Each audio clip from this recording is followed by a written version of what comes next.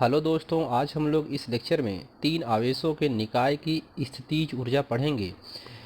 इस लेक्चर को पढ़ने से पहले आपको पिछला लेक्चर यानी भाग 10 को देखना ज़रूरी है, क्योंकि उसमें स्थितिज ऊर्जा की परिभाषा एक आवेश की स्थितिज ऊर्जा और दो आवेशों की निकाय की स्थितिज ऊर्जा बताया गया है, जिसमें बेसिक चीज़ें बताई गई हैं।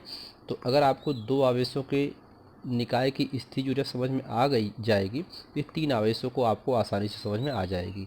अब वो चाहे तीन आवेश हो चाहे तीन से अधिक आवेश हो, आप आसानी से उसको निकाल सकते हैं। तो आइए लेक्चर को स्टार्ट करते हैं। पहले फिगर को समझते हैं। अपने पास तीन बिंदु हैं ए बी सी। अब आवेश यहाँ पर +Q1 आवेश, +Q2 आवेश, +Q3 आवेश जो फिगर में दिखाई दे रहे हैं, लेकिन ये आवेश है नहीं, ये अनंत पर है। इनको अनंत से पहले लाया जाएगा। जब इनको अनंत से लाया जाएगा तो पहले Q1 को लाएंगे।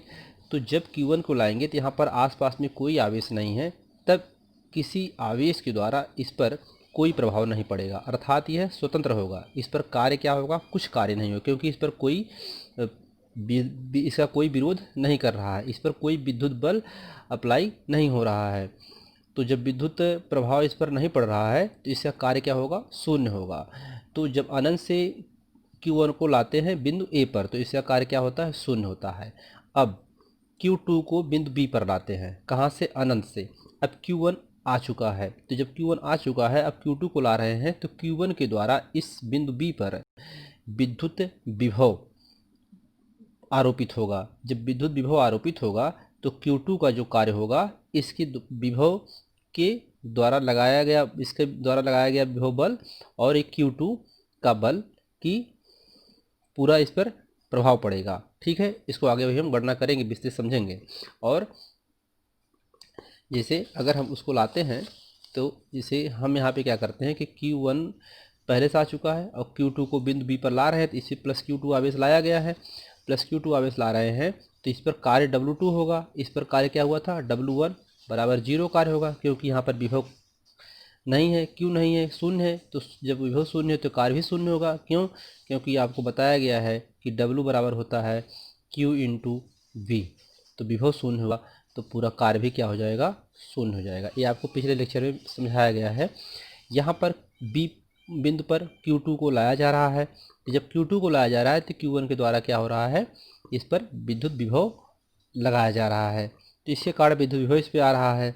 क्योंकि सब प्लस आवेश है तो प्लस आवेश में प्रतिकर्षण होता है, तो उसको ढकेलने की कोशिश करता है। तो अपने क्या करते हैं? अनंत से जब लाएंगे तो बाह्य बल लगा करके लाएंगे, तो इस पर जो बल लगता है विद्युत विभव इस पर अप्लाई होगा। तो W2 कार्य के लिए क्या हो जाएगा? Q2 into V1। अब V1 मतलब V1 का मतलब ये हुआ कि इसके द्वारा लगाया गया इस पर विद्युत विभव। ठीक है, तो इसको हम लोग आगे अभी गणना करेंगे। ऐसे अब ये दोनों आवेश आ चुके हैं अपने पास। अब सी पर लाया जा रहा है Q3 आवेश को। अब इस Q3 आवेश को जब लाया जा रहा है तो इन दोनों के द्वारा इस पर क्या किया जाएगा? बल लगाया जाएगा, विद्युत विभव। तो जब विद्युत विभव लगेगा तो इसमें W3, अब तीसरा ला रहे हैं, तीसरा कार्य होगा तो Q3 into V1 into V2। अब दोनों के द्वारा विभव इस पर लगेगा। ठीक है, तो ये इसका हम लोग आगे अभी गणना करेंगे। ठीक है, अब यहाँ पर दूरी है 1 2, तो यहाँ Q1 है, यहाँ Q2 है, तो इसकी दूरी 1 और 2 हुई, बीच की दूरी, इन दोनों के बीच की दूरी, इसी प्रकार 2 3 हुई, इसी प्रकार इसमें 1 और 3 हुई। तो आइए अब समझते हैं। अब इसमें जो है, यदि Q1 Q2 व Q3 आवेशों को क्रमशः R12 R13 R23 दूरियों पर रखकर किसी निकाय का निर्माण करना हो तो तीन आवेशों की संतुलन प्रभाव के लिए कार्य की गणना कीजिए। अब हम लोग यहाँ पर जो तीन आवेश आए हैं, ये तीन आवेश जिस निकाय में आए, जिस तीन आवेश के इस निकाय में इनके विद्युत स्थितिज ऊर्जा की गणना करनी है। ठीक है, तो ये तीनों आवेश कहाँ से आए हैं? अनंत से आए हैं। इस अनंत से आने में, इनको लाने में कितना कार्य करना पड़ा, उसी की इनकी विद्युत स्थितिज ऊर्जा की गणना करनी है, तो उस आवेश के कारण। ठीक है, अब यहाँ पर Q2 व Q3 की अनुपस्थिति में Q1 को अनंत से बिंदु A तक लाने में किया गया कार्य, यानी जब Q1 को ला रहे थे तो Q2 Q3 नहीं था, तब इसके द्वारा किया गया कार्य W1 बराबर क्या होगा 0।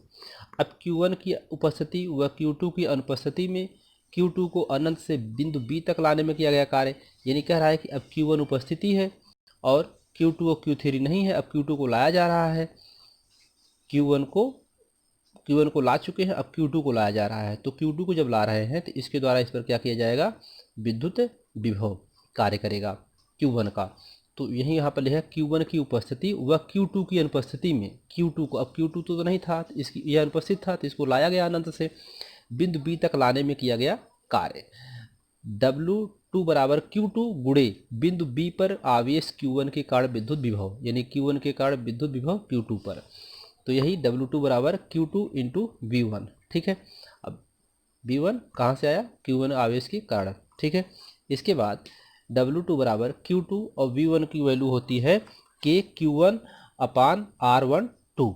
ठीक है, अब यहाँ पर विभव बराबर होता है K Q अपान R होता है, तो यहाँ 1 है, पहले विभव के आवेश के द्वारा है, और R12 तो उसके बीच की दूरी R12 उसके बीच की दूरी हुई। तो ये हुआ WT का 2 का मान, समीकरण नंबर 2। ठीक, अब Q2 व Q1 की उपस्थिति में आवेश Q3 को अनंत से बिंदु C तक लाने में किया गया कार्य। अब Q1 और 2 आ चुका है, अब C बिंदु पर Q3 को लाया जा रहा है, तो इनके द्वारा इस पर विद्युत विभव कार्य करेगा। ठीक है, तो वही यहाँ पर भी लिखा गया है, बिंदु C पर आवेश Q1 के कारण विद्युत विभव प्लस बिंदु C पर आवेश Q2 के कारण विद्युत विभव। तो यहाँ पर इनका जो 1 का है और 2 का है तो इसको विभव दोनों को लिख दिया गया। ठीक, और ये आ गया W3 का कार्य आ गया। अब यहाँ पर तीनों कार्य को कुल स्थितिज ऊर्जा, उस निकाय में कुल स्थितिज ऊर्जा क्या होगी, तो U बराबर कुल कार्य यानी कुल स्थितिज ऊर्जा कितनी होगी, U बराबर W1 W2 W3, अर्थात W1 0 आया है, W2 की वैल्यू ये आई है और W3 की वैल्यू ये है, इन सबको लिख दिए। यही उसमें क्या हुआ, उस निकाय की स्थितिज ऊर्जा है 3 आवेशों के कारण। आइए इस पर एक सवाल देखते हैं, और अच्छा उदाहरण है। तो अगर आपको अब थियरी समझ में आ गई है तो ये आसानी समझ में आ जाएगा। 4 आवेश हैं, Q1 1 माइक्रोकूलाम, Q2 2 माइक्रोकूलाम, Q3 -3 माइक्रोकूलाम तथा Q4 4 माइक्रोकूलाम 1 मीटर भुजा के वर्ग के शीर्षों पर रखे हैं। आवेशों के निकाय की विद्युत स्थितिज ऊर्जा ज्ञात कीजिए।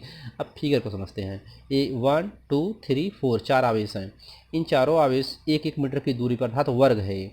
ठीक है, वर्ग में इसकी दूरी है 1 मीटर है, और इनके बीच की जो दूरी है R12, यहाँ पर इसके बीच की दूरी 2 3, इसके बीच की दूरी 3 4, इसके बीच की दूरी 4 1। ठीक है, इसका ये बिकड़ है और ये भी बिकड़ है, तो वर्ग है तो बिकड़ समान होगा, अर्थात सबकी दूरी समान होगी। तो एक बिकड़ की मान निकाल लेते हैं। तो बिकड़ आप देखेंगे यह एक पाइथागोरस प्रमेय बनेगा, समकोण त्रिभुज बन रहा है तो समकोण त्रिभुज में पाइथागोरस निकालेंगे। तो पाइथागोरस में कर्ण का वर्ग बराबर होता है लंब का वर्ग प्लस आधार का वर्ग होता है, तो लंब का वर्ग प्लस आधार का वर्ग, तो यहाँ पर लंब का वर्ग प्लस आधार का वर्ग बराबर कड़ी में 2, इसका मान कितना होगा कड़ी में 2, तो इसका भी मान कितना होगा कड़ी में 2। इस भुजा की लंबाई कितना होगी, दूरी r बराबर R2 4 यानी 2 और 4, इसका कितना होगा 1 और 3।